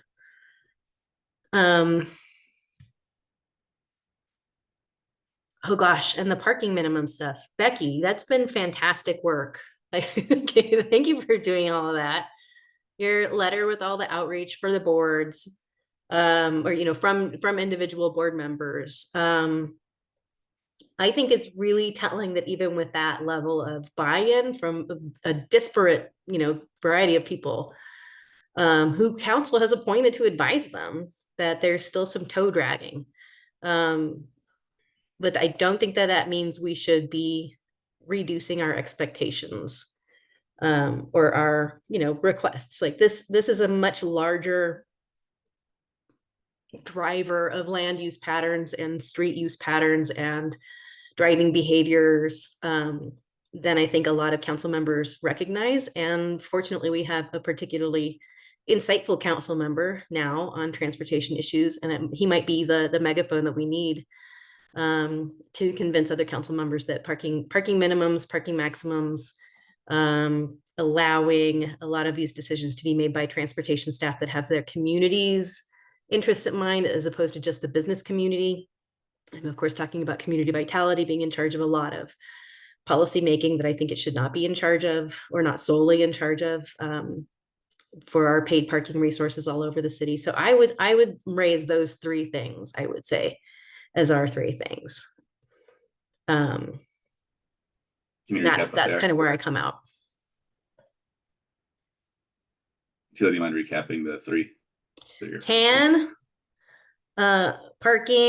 Parking reform general, and I think we can have like a few bullet points under that. So taking away some stuff from community vitality and moving it to transportation, asking staff to focus on to consider banning right turns on red and mandating more protected left turns, either citywide or within particular districts or by time of day, to evaluate that as part of their work, both on the signal policies and on the PICTIG.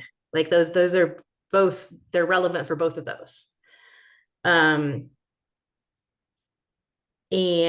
so parking reform, what was my other one? That was kind of, yeah, and then that was so basically that. So it was how, yeah. Signal policy and PICTIG can be talked about that. Parking reform, talking about parking minimums and moving it from community vitality to transportation, and then CAN. Okay.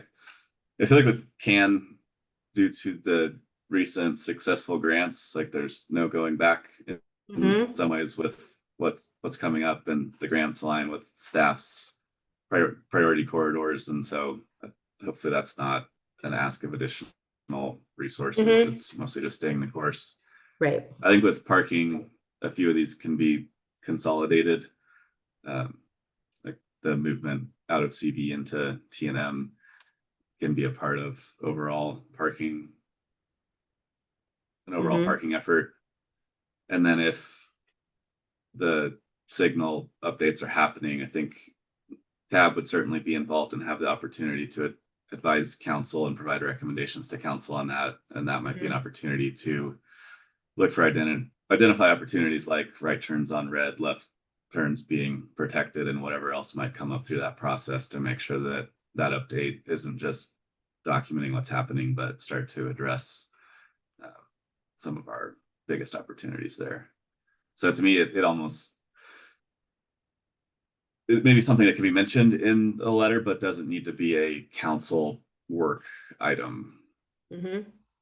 CAN. If it's already, yeah, both CAN and signal policy feel like they're in the works, and there are opportunities for TAB to weigh in on those as appropriate moving forward. I'll just clarify. I think based on just conversations that I've had with the city manager's office and other departments, I think my understanding is this opportunity to kind of put forward the three biggest opportunities, or however you want to kind of frame it, that you see aren't necessarily, they don't necessarily have to be a priority that you want council to then propose, right, in their retreat discussion. It's more so, say the three that Tila highlighted are the three that you were to move forward in the letter. It's really just affirming that kind of like the work that the department is doing is on the right track, or the work that the city and council are already, behind are on the right track. So it doesn't necessarily need, I just wanted to, you could certainly make new items, but I just wanted you to know, I don't think that they're expecting 3 new items that aren't currently on the work plan. Okay.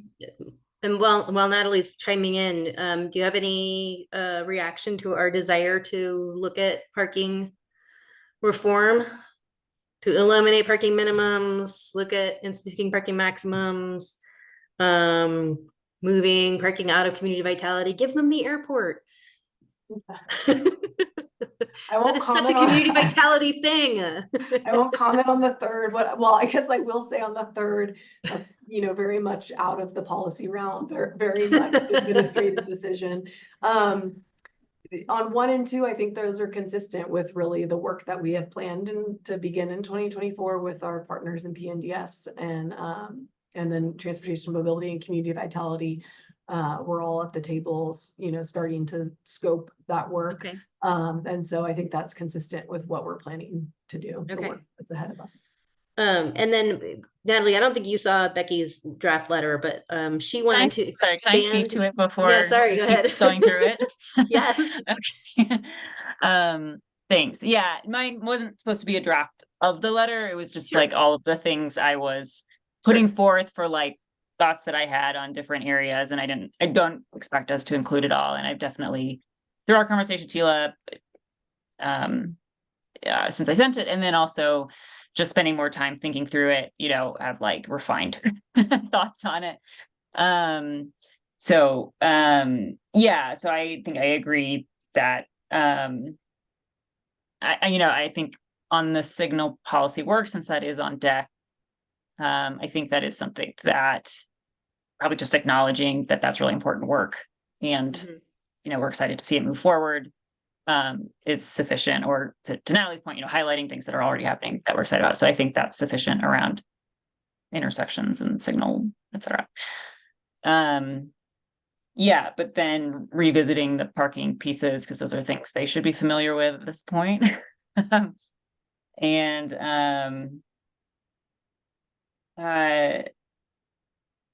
sorry, I don't want to cut off too much. I have a couple other things to say, but Alex, you were kind of in the middle, so I don't want to take away from. No, go ahead. Okay. Yeah, and the one other thing I do want to speak to, Tila, you referenced it, is I don't know if I've ever mentioned on these calls before, but so the idea behind an ordinance, whether it's CAN specific or otherwise, is effectively, just for folks who might be listening in on the call, there in some cities so a lot of cities have statements around Vision Zero and complete streets, and aspirations for multimodal roads that serve multimodal purposes, but not many cities actually have that, like have any sort of mandate to actually do it that is enforceable in any way, which ultimately means that when you get to a roadway project and you're considering, the new design of the road, you're essentially, these conversations sometimes start back at the beginning of what are we going to do with this road, instead of safety is our top priority, because we have an ordinance that says we will design these projects to meet a certain standard for multimodal safety. And that standard can be defined in a variety of ways. It can be defined externally by a standard like NACTOS, or it can be defined by work previously done by the city or state or whatever entity it is. And say, well, our plan, so as an example, in Boulder, we have a bike walk low stress network plan. We have standards in that say this is what should be on this street. But then when we get to a project, that's not necessarily what gets built. Right. And that's, even if it does get built, that we often have to go through this engagement process where we start from the beginning of what should we do on this street, instead of we actually already made a plan. Why don't we build to the plan?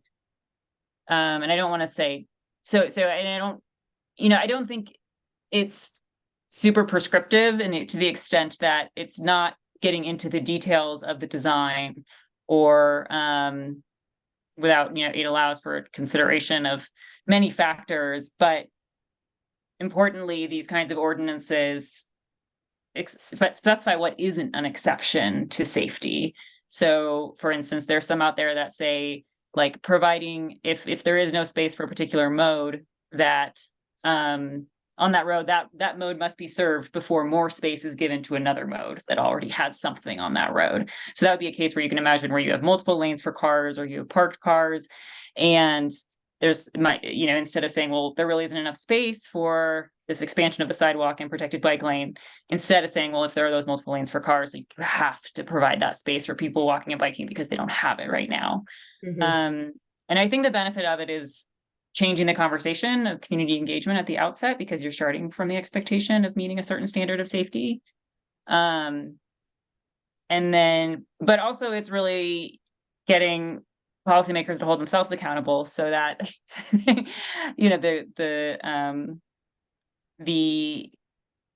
what we aspire to doesn't fall apart when we get to the project stage. That we bound ourselves to meeting this standard. So I think it just makes it more efficient in the long run. You stop having so many project by project battles over what's going to get built, which is really exhausting for everybody, I think. So So- anyway, I just want to provide that. I know Yeah. Jill and Alex, you both probably have that context, but just for folks who are listening in, I wanted to provide that explanation. No, I think that's really great. But, and so Natalie, if you could weigh a bit in on that, like, you know, to the extent that TMP is like a plan, but it's not really enforceable, but we do have like design and construction standards, which are kind Right. of more enforceable. Yeah, so that's Um, where my mind went, and I'm sure the team that's here right now are thinking similarly. So I think I hear you and I understand what you're trying to accomplish, because really, you know, the documents that we have, aside from the DCS, but like our planning documents, the visionary kind of documents, aren't enough, you know, teeth to project by project basically require a certain design. And so you're trying to think of a mechanism that basically requires it when you go forward and do a certain thing, and there's a certain context, you have to design a certain thing a certain way. And I think that that would be the DCS, or Garrett said that, or the BRC. We'd have to probably talk to the city attorney's office about that, but just the distinction. But I think, you know, where my mind went is we are, and I think I've mentioned this here with Tab, but you know, we were doing kind of a piecemeal approach of updating the design and construction standards over the last several years, I think starting back in 2019. And we just kind of recognized, like, it's going to take us, by the time we finally get through this update, it's going to be time to start all over again. And so our hope, and I think Planning Development Services and the broader city are supportive of the approach of us doing a more kind of sweeping DCS and BRC update. And we're actually having the kickoff to kind of start scoping that this week. It would be a very significant project from a budget request standpoint. So we're trying to essentially determine what the scope and fee would look like so that we could put it together for a 2025 budget request. But that would be the mechanism, I think, that we would want to use to try to have that conversation, right, with council about where we prioritize certain treatments in certain contexts, and how that becomes a requirement. I think the DCS update's the place to do that. Garrett, Valerie, others, if I missed anything, or if you have other thoughts to add, feel free to chime in. All right, it seems like I maybe got it. I have one more question for Natalie, and that is, when you said, you know, we're trying to see if staff is on the right track, or we need to be redirected or something. One place, of course, we know that we're not on the right track is just through our transportation report on progress, right? Like, I still think transportation staff is grading themselves a little easy. That there should be more yellow and red on that report card. And so I'm just wondering if there's anything to be gained by us highlighting that we are not on track to meet our climate and our transportation goals by 2035. And would that help you, say, secure more budget for transportation staff? Would that help light a match on more serious thinking about different ways to get money, to raise revenue, other than just sales tax? You know, we had an effort a couple of years ago that didn't really go anywhere. It considered a few things and didn't adopt any of them. But is there anything that we can do? Because we think we keep having resource related conversations, and if there's anything that we can do with this letter, say, to shore up a request by you for more resources in the next budgeting cycle. Yeah, I mean, I think appreciate just the question. I think it is always helpful to just remind council of where we are or are not on track in reaching our goals and the metrics that we use. And, you know, our municipal budget is going to continue to be constrained. Our transportation fund budget is going to continue to be constrained. And it really comes down to just priorities as a city and trade-offs. So having that information, I think, is helpful. And then it gives them, you know, that information as they go into a 2025 kind of budget cycle and thinking about that.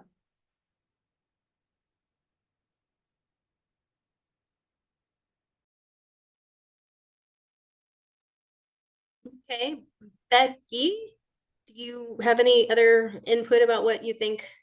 Or, I mean, are we coalescing around these 3 or 4 ideas? What do we? So I had Oh. a follow-up question for Natalie on the Okay. DCS piece. So if a project doesn't, like, what happens if a project doesn't fulfill the DCS standards or the DCS? Thanks, Garrett, for chiming in here. Yeah, for the record, Garrett Slater, Principal Transportation Projects Engineer. And so it's right there front and center on the page 1 of the DCS that all public as well as private improvements in the public right-of-way are required to follow the DCS. So we are not exempt as a city organization from following our own standard. We often develop those standards with a level of rigor so that they can be applied systematically across private development so that we don't wind up with irregular improvements across the system. But we as an organization, to be very clear, are required to follow the DCS.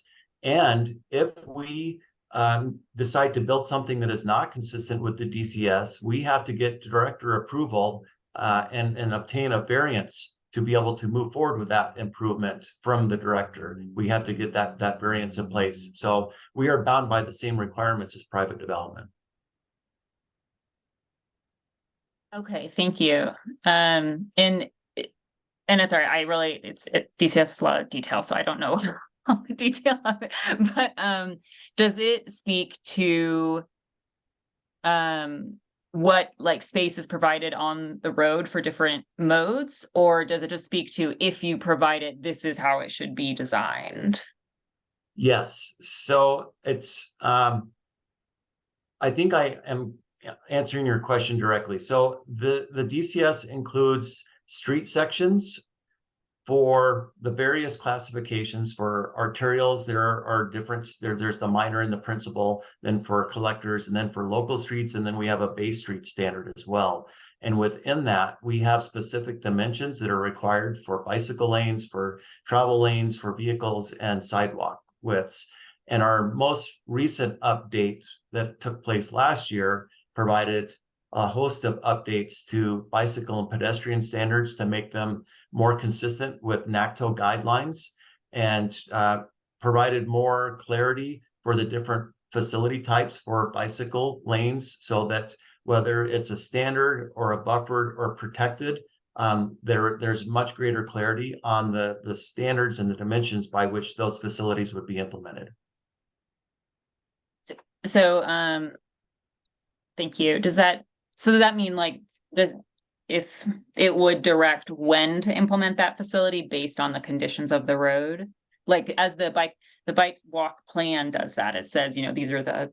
Yeah, okay, I understand your question better now. So the DCS would not say build a protected bike lane here and a buffered bike lane there. It will tell you, if this street is to have a protected bike lane, this is what it should look like.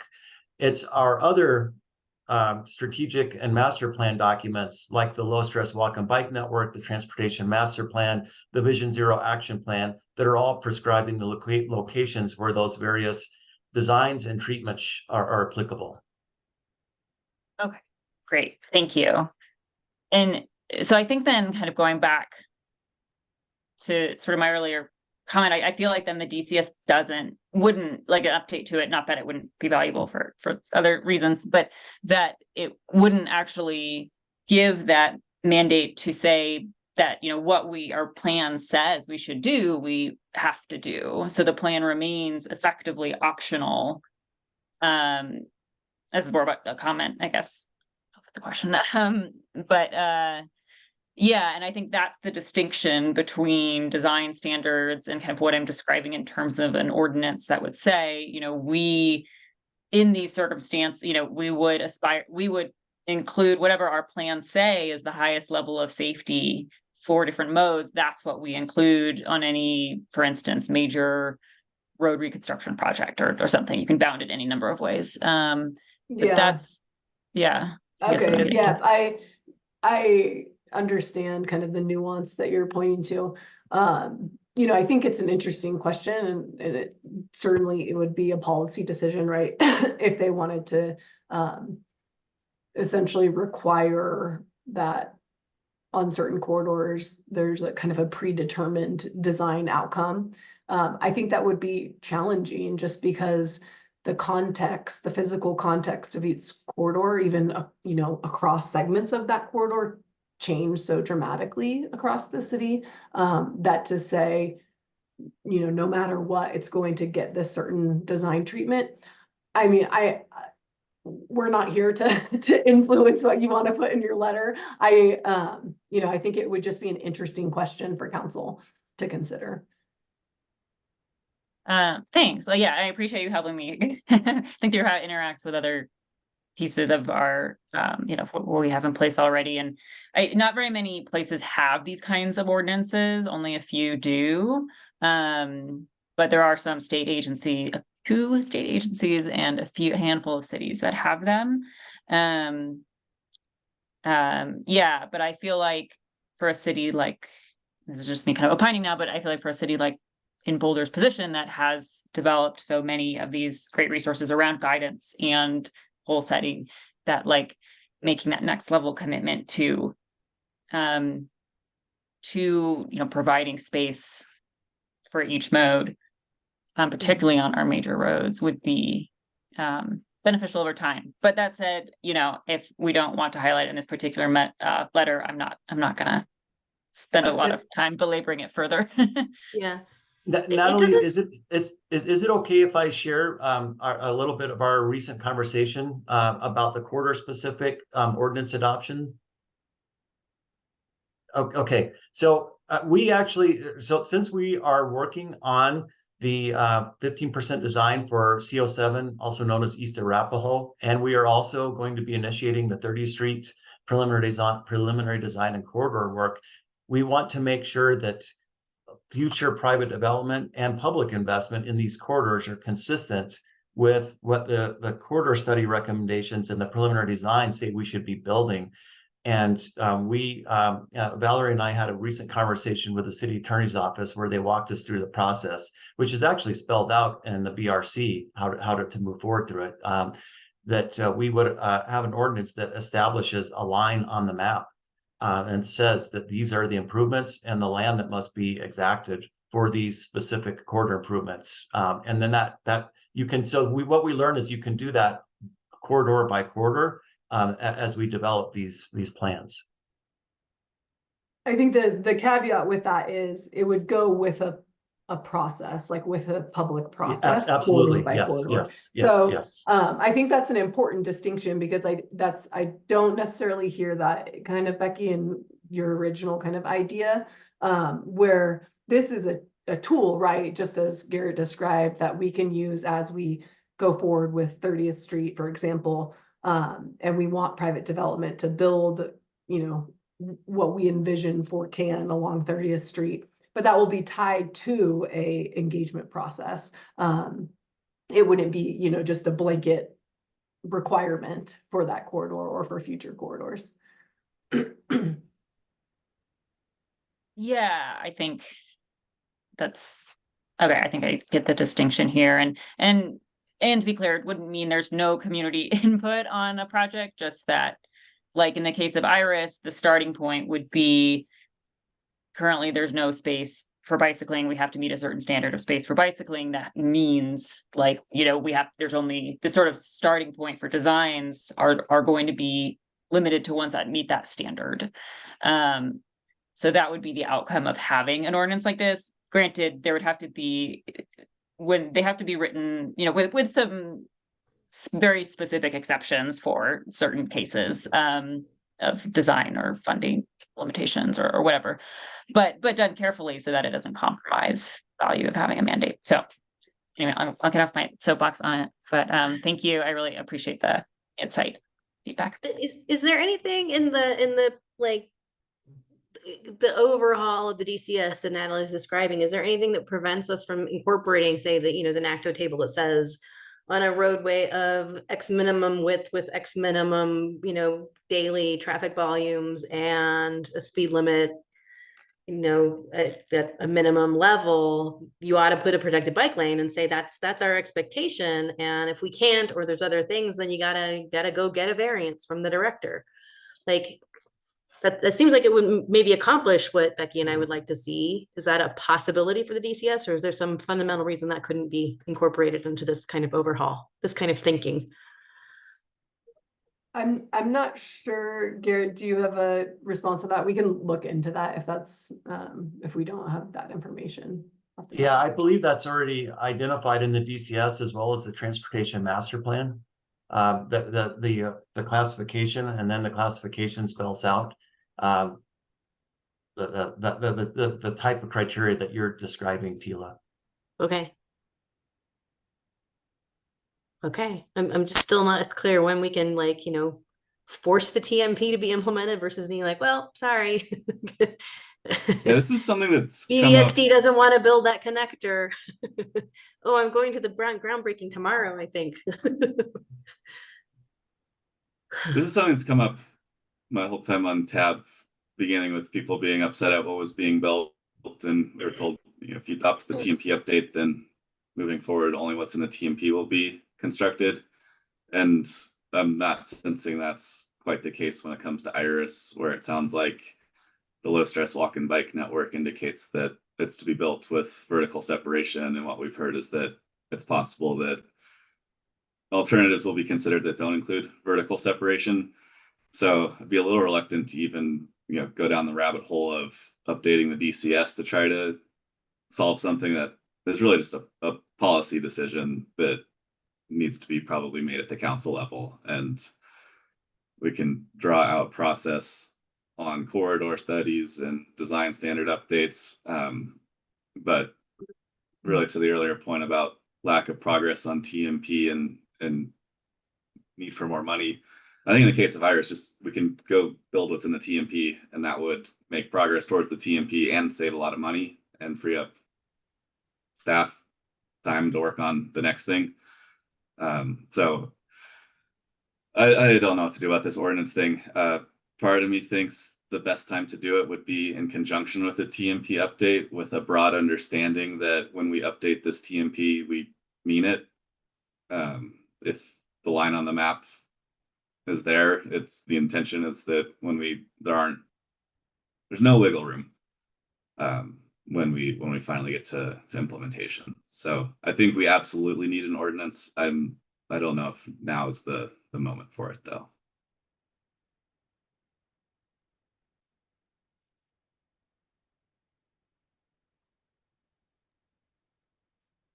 Yeah, and I'm okay with it if we don't want to make it a priority item this time. I think we'll make it a I priority. think it's great that council members know about this as a mechanism. People often refer to as the Cambridge approach, the Cambridge ordinance, that they have results there, and it's because of an ordinance and time. With time, they've slowly maintained and rebuilt their network, and it's produced things at a faster rate than we're seeing here. So There's one on the ballot right now in LA, so that would be a big city that would have this kind of ordinance if it passes. Needs it. Okay, so next steps on this letter. We haven't heard a thing from Trini. Becky, would you want to write, or do you want me to write a draft to propose to circulate for next time? The way this often works is we have a draft like what you sent around. You know, BCC individual comments come back to the author and revised as well as possible before the next meeting. And then often this portion of the meeting, like what we just did, we will just revise it in real time. So we have it, you know, as good as we can get it going into the meeting, and then the final sort of wordsmithing happens in real time, often on a shared Google Doc during the meeting. So that's probably how we're going to have to handle this one. Tila, what if you compiled the whole thing, but I sent you some draft like a draft paragraph on CAN, and Becky, you sent a draft paragraph on parking. Awesome. Just when we only send it to Tila compiles it, and then we all get to see it at the next meeting. I think that's great. Well done, Mr. Chair. It's always good to spread the work out. And we have until the 22nd to send the final version in. So our Okay. March 12th meeting, Mhm. 11th. Today's the 12th, so probably not. 11th, okay. Leap year. Okay, I have nothing else. She says famous last Becky, words. any Oh, I do other- have something else. Go ahead. I sent you that stuff on emergency streets. I've talked to both Becky and Alex about it. Can I mention it in the letter as a thing to be looking into? I don't think it would fit on staff's work plan for this year anyway. But to, I don't know, explore possibilities of Boulder piloting such a project as part of its Vision Zero something or other? Or would you rather I just leave that out of this letter? It might distract a little bit from this. Have you sent it independently to council members? I know you've talked to a couple, but have you sent it to the entirety of council? Not as a group, no. Okay. I think it, as a standalone thing, it might not just be like a one more thing on the letter, but like the Okay, proper full attention it deserves. okay. And I would love to talk about that more at next month if you want to. I would love to. And it'd be great to hear from staff as well, Mhm. what their thoughts on it are. I think as Teal and I talked earlier today, my support for or against would be somewhat dependent on what staff thinks of it. Mhm. If staff is totally supportive, it might not need to be a council priority. If it were going to happen, and if it seemed like a very heavy lift that would require some shuffling or more time, then Right. now might not be the time for it to be a council priority. So, but it sounds like it's been well received sort of broadly, and so good to talk about it as a group more and hear from staff when we do. Seems that way. Maybe just people are nice to me. I don't know. Okay, well then I have nothing else. Thank you. I don't have much. We had a recent speed limit setting working group, incredibly in-depth analysis and sort of approach to the framework that I think it took us a while to go through all the process and the rationale behind it, but then seeing the tool in action, it seemed relatively straightforward and generally will be a mechanism that can be used to make things more consistent and also hopefully a little bit slower. And that will be presented at TAB next month, I believe. So that group is wrapping up because that was funded through a grant and those funds were expiring this summer. So I think they're trying to finalize the whole thing in June, but we're going to get an update in March. So looking forward to everyone getting to see what we saw last week. Any other matters from the board?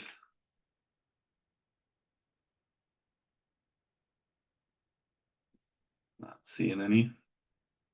With that, I believe that's the agenda and can entertain a motion to adjourn. I move to adjourn. Thanks, Tila. A second. Thanks, Becky. All those in favor? Unanimous with 3 votes. Thanks, everyone. Thank you. See you next month. Thanks. Have a good night. Good night, everyone. Thank you. Bye.